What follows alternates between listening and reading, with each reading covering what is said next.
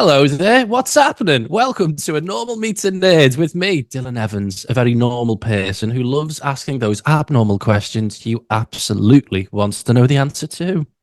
And me, Darragh Ennis, king of the nerds, who likes explaining things and trying to understand you weird people who send us in such wonderful questions. Why are fridges cold? Right, this is from my son. My little lad asked me There you this, go. and I was like, that's a brilliant question. Actually is, yeah. And the answer is quite technically complicated, to be honest, but we'll try and mix it down. It basically works in the same way that sweat does. It works by evaporation. Okay, that's not what I thought you were going to say. This is So, one of those things I've never thought into. I'm just like, yeah, turn it on, it makes cold, chop, chop. it's literally a box that makes things cold, and that's it. You don't need to worry about it. But it works the same on the same principle that sweat does. Sweat works because when it evaporates off your skin, it cools you down because there's an energy used to change phase, to change from liquid to gas, and that amount of energy is uses up the heat. Basically, that's what it does. So that's why sweat makes you cold. It's why if you get hand sanitizer and it evaporates, it feels really, really cold. Even if the bottle's warm, True. it Yeah, feels that's really true. cold. And that's because it evaporates really quickly and it uses your body heat to do that. That's why, and that's also why it works as well. It's because it evaporates and bursts things, but Mm. dehydrates them. But yeah, so that principle is the key thing in fridges. So it uses energy from the plug and it turns liquid into a gas. Okay. So in a fridge, the coolant gas, it's taken by the compressor. You know the way it makes the noise? Yeah, Yeah, that's a annoying noise. yeah. Louder of a night. Yeah. That louder of a night. No, same noise, just your house is quiet so you can hear it more. Yeah. And that gets compressed into a high pressure, quite warm, hot gas. Okay. And that happens outside your fridge, outside the box where your food is. And that's why the back of your fridge is so cold, it's so hot. Mm. Um, it then moves from there into a condenser coil. So these are the bits, know the sort of tubes in the back of your fridge. Yeah. They're condenser coils. And what happens there is because it's being condensed into a liquid, a lot of the heat gets released out into the air. So Okay. heat goes out, and that's why the back of your fridge or the back of your air conditioner is really hot. That's where the heat is going. You can't make things cold. You have to move the temperature. You have to move the energy somewhere else Ah, okay. because you can't do that. You can't create energy or destroy energy. So you have to that energy has to go somewhere.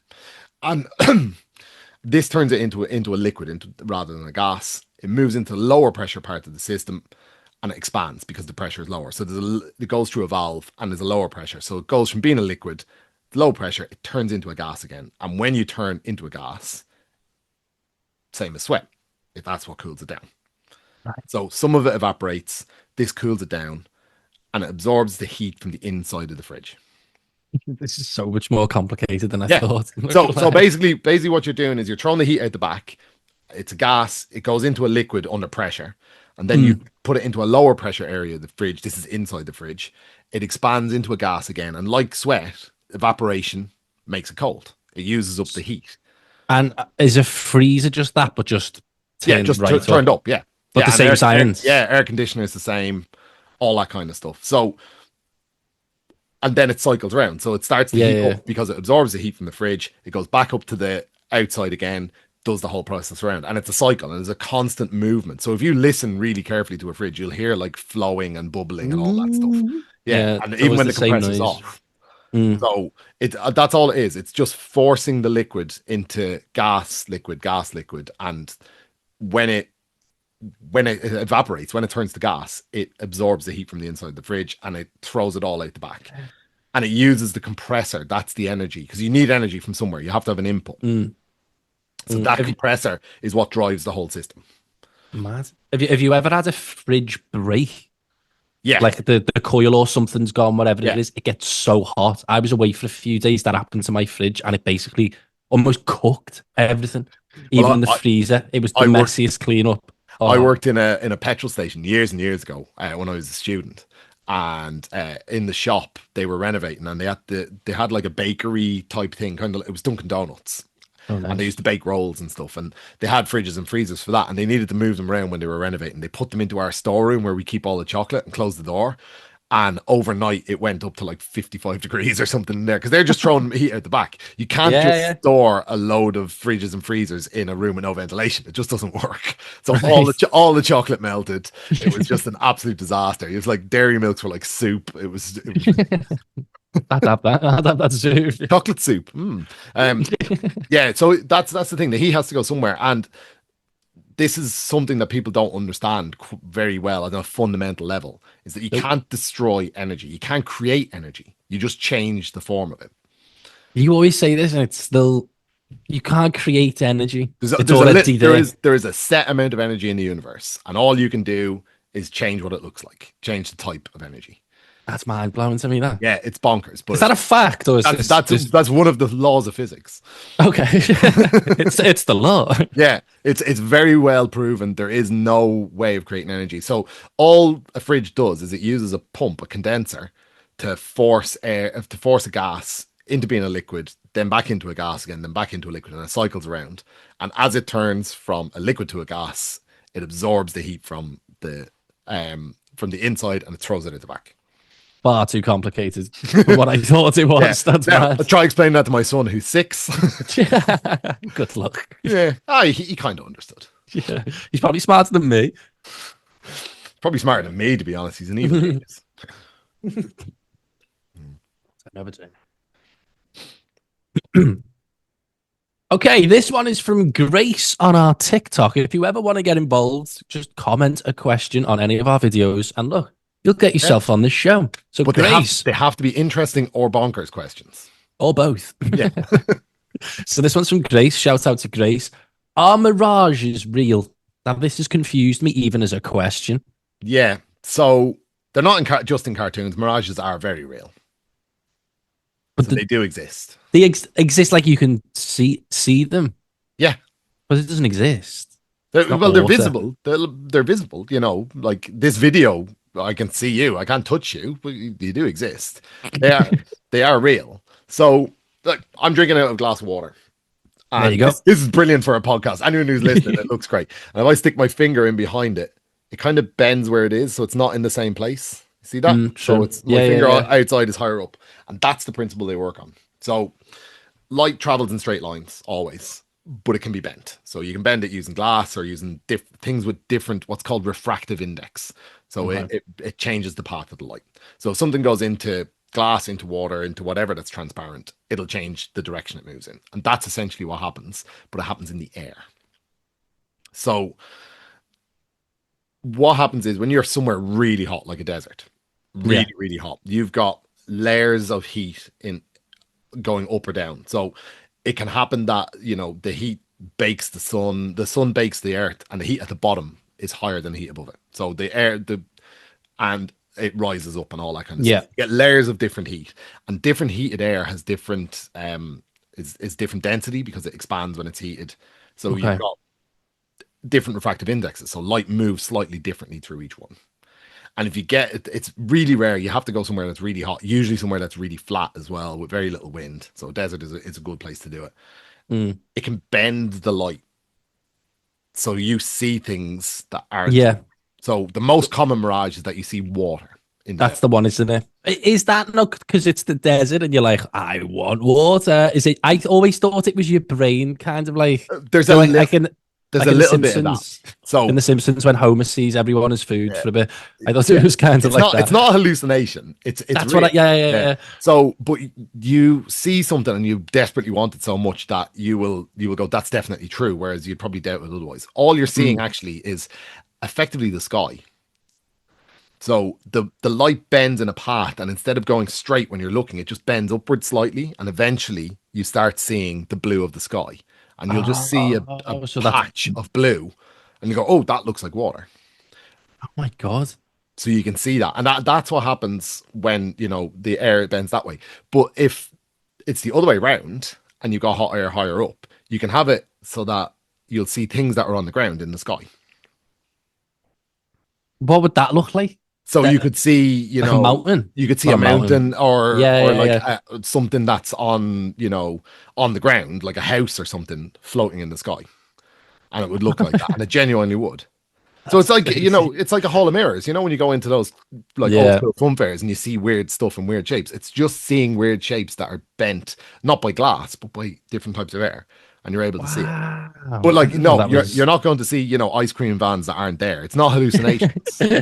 They are real. Mirages The are real. mirages genuinely do exist and they are real. And you can see things that should be on the ground floating in the sky, and you can see the sky on the ground. They're the two most common. And you don't see, palm trees and, people sipping Mm. cocktails if they're not there. That's more interesting than I thought it was going to be. I like that. So, how does hibernation work? Right. I want you to name what's the most famous animal that hibernates. Bear. Bears do not hibernate. You set me up for that one. I absolutely Ab- did. I knew you were Absolutely. going to say it. No, so in my head, bears will eat loads and then go in a cave or a hole and then sleep for months. Yeah, they That's don't. what that in my head. That's what hibernation is. So bears do something slightly different. It's called torpor, Torpor, and it's kind of like hibernation light. You know, they they will They never got the genuinely, premium yeah, package. they're doing the free package. So what they do is they do very similar stuff to hibernation. They'll eat an awful lot because there's very little food available in the winter. That's the main reason why they do it. Mm, They'll put on a lot of weight and they will sleep much more than they normally do. So a bear might well go to sleep for a couple of days, 3 days, that kind of thing. Its heartbeat will slow down, its metabolism will go down a bit, and then it'll wake up and it'll eat. A lot of times they either they store food or they find something nearby, or they wake up for a bit and then they go back to sleep. So they will sleep quite a lot through the winter, most of the time, but they mm. don't go into absolute hibernation. Hibernation is like the difference between a nap and a coma. It's like they they go a real true hibernation, like heart rate drops sometimes almost to zero. Metabolism can go down by more than half. Like it can be 90% lower. They don't wake up at all. And it can be months and months and months. Oh my, what does this? So real true hibernation, some bats do it, especially in colder areas. And their outside body temperature might be like 5 or 6 degrees, it might be really Months. They low. can go They can months. go several months, yeah. Quite a few insects do it. Hedgehogs do it. If you want to talk about an animal that actually does, Ah. hedgehogs do hibernate. Some rodents, chipmunks, and things like that do it in North America because North American winters are a bit rough, especially for the Mm. north. But there's a frog that does it, and this is the coolest one because it actually freezes solid. The frog freezes It's a solid. frogsicle, yeah. It goes absolutely. A They have a frog. special type of antifreeze in their cells, made of glucose and glycerol, I think. Because normally main reason why you can't freeze someone is if you freeze slowly, ice forms crystals in your cells and bursts them. This is why flash frozen food is better than stuff you just stick in your freezer at home. Mm. And they're able to not do that because they've got antifreeze in their cells essentially, and they freeze literally solid for weeks or even months at a time, and then they thaw out and they're fine afterwards. They thaw out. Yeah. So a lot of animals that we think of hibernating just go into what's called torpor, which is being But they really, really skip lazy, for a bit. Yeah, sleeping for that's like it can be days at a time, and then they wake up for a few hours, and then they go back to sleep for days at a time. But they're not really deep under hibernation. Like your whole thing, your heartbeat, your metabolism goes right down, and very few animals actually do it. Real hibernation. why do we think bears do it? Why did you set me up Well, hook, line, and sinker there. there? Why is that the thing? Well, things like cartoons aren't big to help, but it's also because they're really obvious. You don't notice a hedgehog's not there. True. An awful lot of the animals that do properly hibernate are small, and there's very good reason for that. If you've got a very small body size relative, your surface area compared to your internal area is actually really large, so you Mm. lose heat really quickly. And small animals need a lot of energy per weight.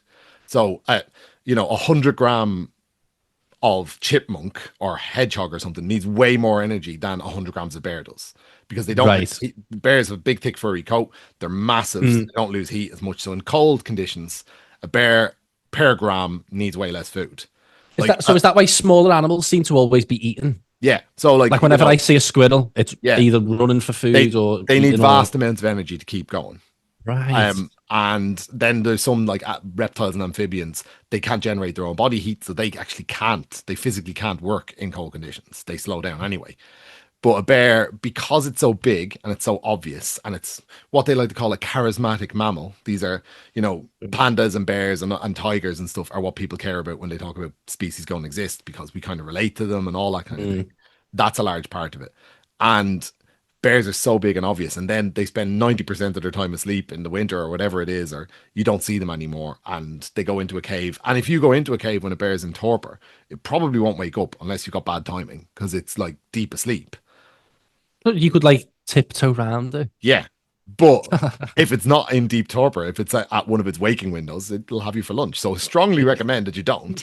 But yeah, so they do what looks like hibernation, but real true hibernation is mostly really small animals, and they go way under for months and months at a time. Mad, mad. Can't believe you done me there. With I know. I was gonna try and be smart. Who came up with measurements? Well, I don't know where we got this question from, but I'm going to assume they mean the units. Like, why is that a foot? Why is that? Why is it an inch? Yeah. So we'll do imperial ones first. So most imperial measurements have been around for really, really long time, and they were just adapted from much older ones. That's all it is. So you kept going. So Romans had feet and inches.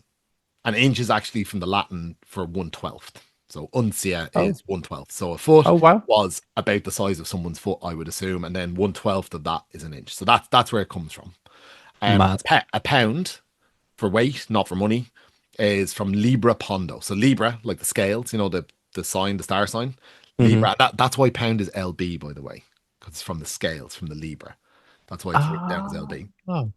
Libra Pondo literally means a weight on the scale. So it was a standard weight that you put on the scales to weigh stuff. Right. So all very, very straightforward.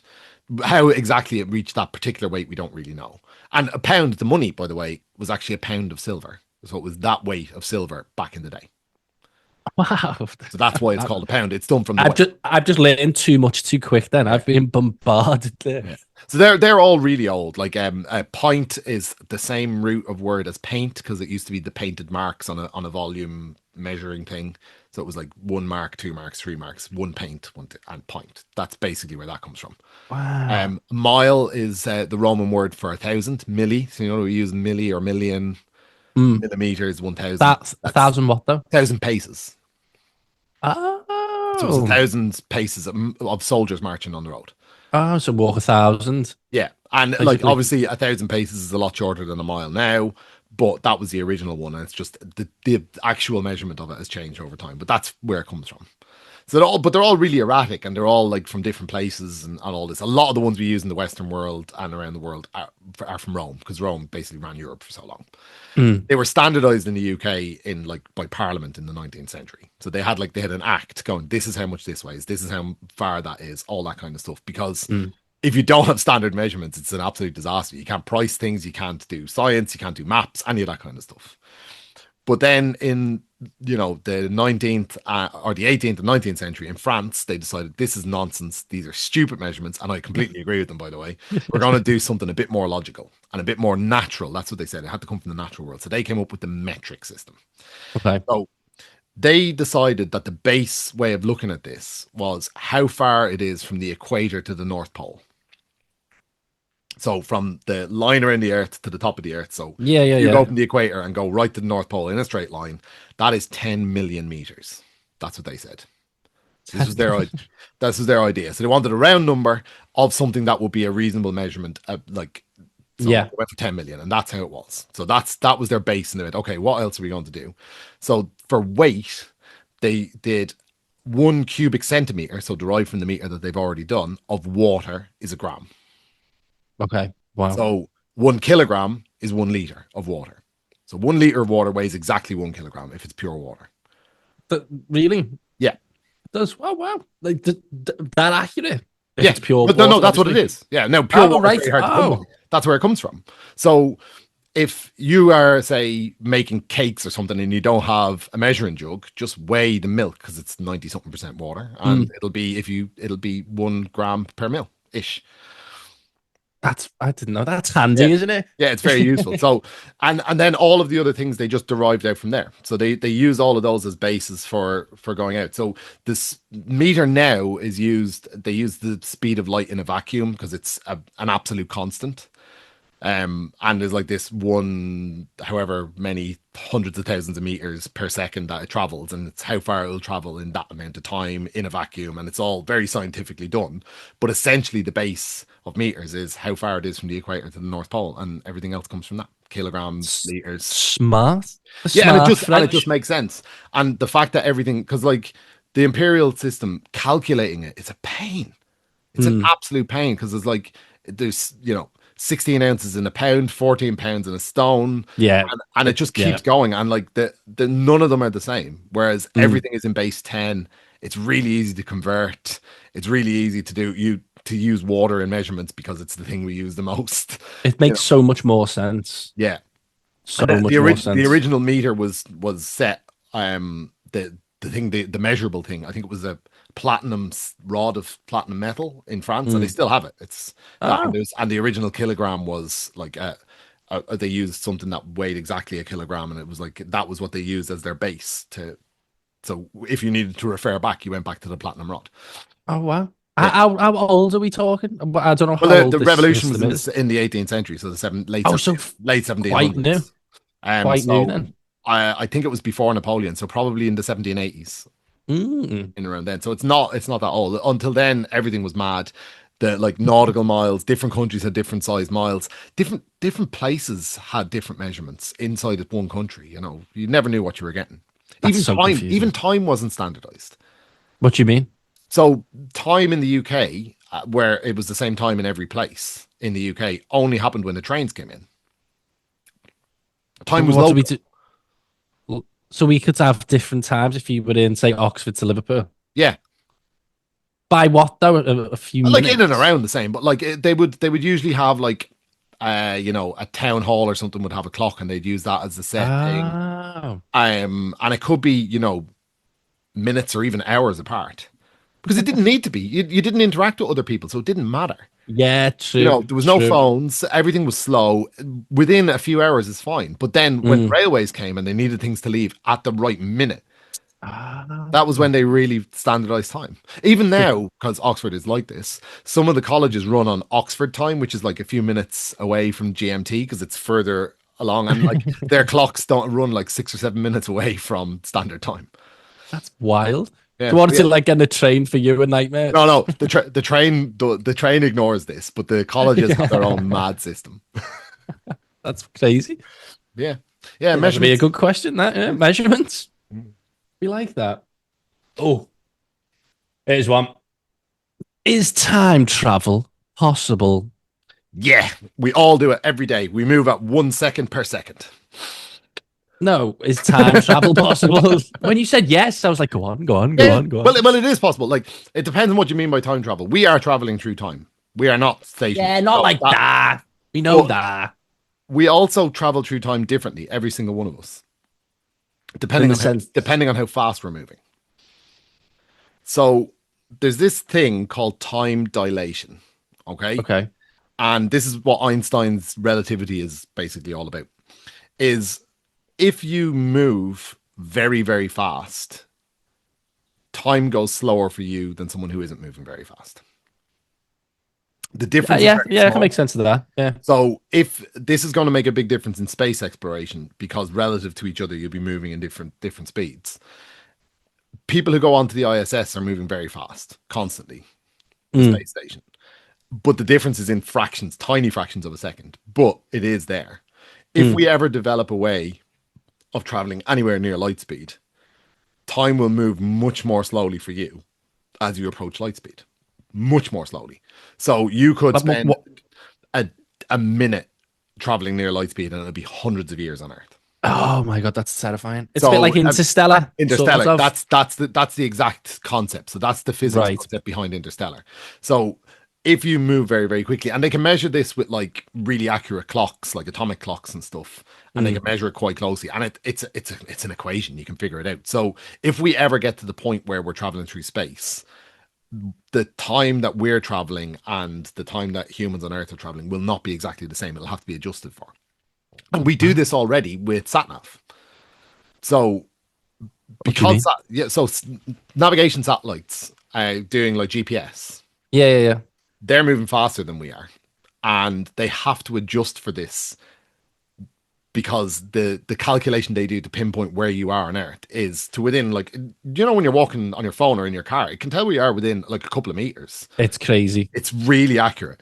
And to maintain that level of accuracy, they have to know exactly, how fast they're moving relative to you, because there is a very slight adjustment in speed of time. And they have to adjust that in the calculations, and they do. So they use Einsteinian physics to keep it accurate, because otherwise, over a period of time, it would drift. That's I think we spoke about this in the podcast before, how impressive satnav actually is, and that's another one of those things.